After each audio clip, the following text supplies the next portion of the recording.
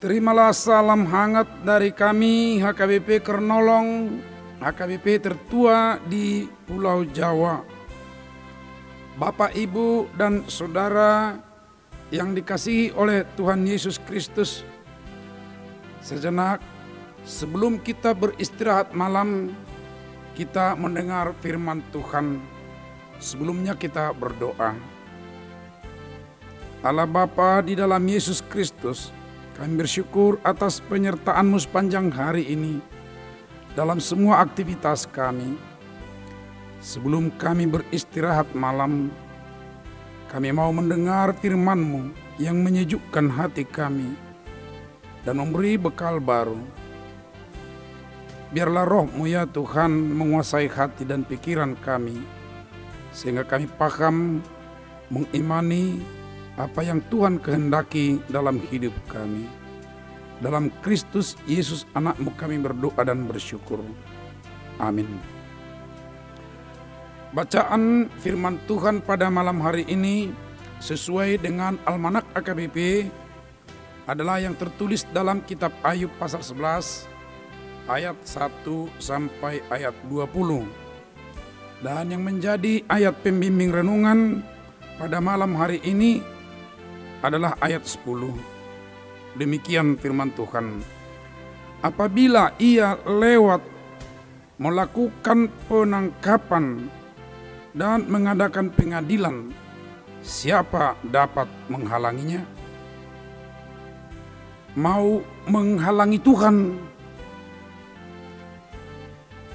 Ini satu sisi hikmat yang perlu kita tahu dari bagian nasihat sahabat Ayub yang bernama Sopar, orang Naama itu. Dia mengungkapkan bahwa di hadapan Tuhan tidak ada yang bisa kita andalkan, sebab tidak ada yang Dia tidak tahu.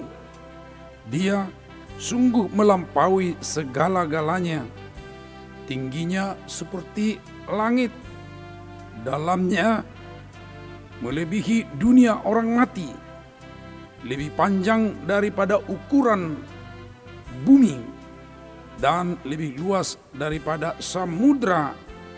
Penipu pun Dia kenal, dan kejahatan Dia lihat jelas tanpa mengamat-amati. Atas kemahakuasaan Tuhan, di mana kuasanya di atas semua kekuatan, atas kemahatauan di mana Dia sungguh tahu semuanya, serta kemahahadiran atau omnipresensia, bahwa Dia ada di mana-mana, tidak akan ada yang dapat menghadapinya. Benar bahwa orang dan kuasa tertentu ada saja yang berusaha menghalangi rencana Tuhan. Ada banyak di bumi dan di angkasa ini. Kita semua tahu bahwa yang paling utama dan yang punya kekuatan besar yang selalu berupaya menghalangi Tuhan adalah iblis. Dengan berbagai cara dan media, cara dan medianya selalu cepat menyesuaikan diri dengan perkembangan zaman dan situasi. Dan tentu kita tahu juga bahwa awal dari kejadian kepada Ayub adalah bagian dan usaha iblis untuk menghalangi kedekatan Ayub dengan Tuhan. Tahu sendiri kan, iblis paling tidak senang lihat orang saleh. Makanya dengan pintar dan cerdiknya memakai kata-kata, iblis berupaya membuat Ayub, orang saleh itu, yang jujur dan takut akan Allah itu, untuk meninggalkan Tuhan. Ada niat iblis menghalangi kasih dan perhatian Tuhan atasnya dengan cara menyakiti Ayub. Akan tetapi saudara-saudaraku, yang paling utama maksud ayat pembimbing renungan malam ini bahwa di hadapan Tuhan semuanya jelas dan tidak seorang pun atau kuasa apapun tidak dapat menghalangi Tuhan jika Dia membuat pengadilan. Tidak ada yang dapat membela diri, tidak ada yang bisa bersembunyi dari Tuhan atau menyembunyikan sesuatu, sebab Dia bisa tahu hingga yang di tempat yang paling tersembunyi sekali menurut ukuran manusia. Tentu jika kita sudah tahu bahwa tidak ada yang bisa menghalanginya, tidak perlu lagi berupaya menghalangi atau bersembunyi di hadapan Tuhan. Seperti Adam yang berupaya menjauhi Tuhan setelah melanggar perintah Tuhan dan ingin sebagaimana sering diberlakukan dalam pengadilan pemerintah dunia, usaha menghalangi dan bersembunyi bisa mendapat hukuman ganda. Maksudnya hukuman lebih besar, sebab hukuman atas kesalahan sudah pasti ada. Lalu akan ditambah lagi dengan hukuman karena mempersulit proses pengadilan. Berarti, dan tentu ini sangat hormat, lebih baik membuka diri dan berharap kepadanya. Karena tindakan itu akan dapat mengangkat muka tanpa cela, berdiri teguh dan tidak akan takut, bahkan dapat melupakan kesusahan. Kehidupan akan menjadi lebih cemerlang daripada siang hari. Demikianlah wejangan Zophar.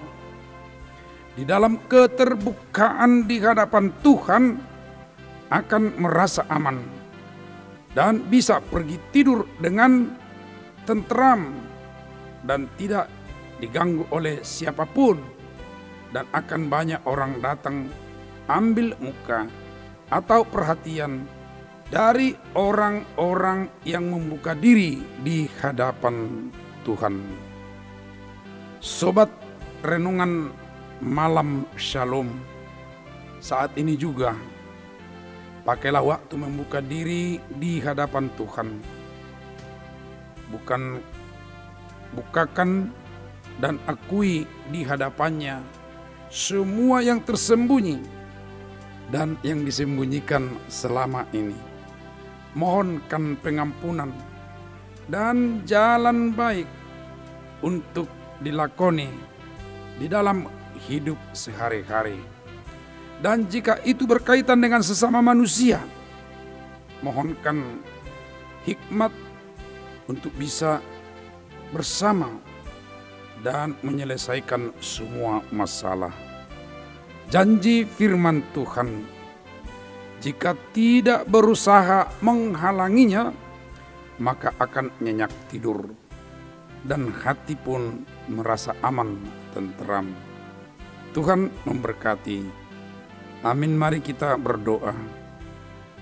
Terima kasih Allah Bapa atas waktu dan tenaga yang bisa kami pakai seharian ini.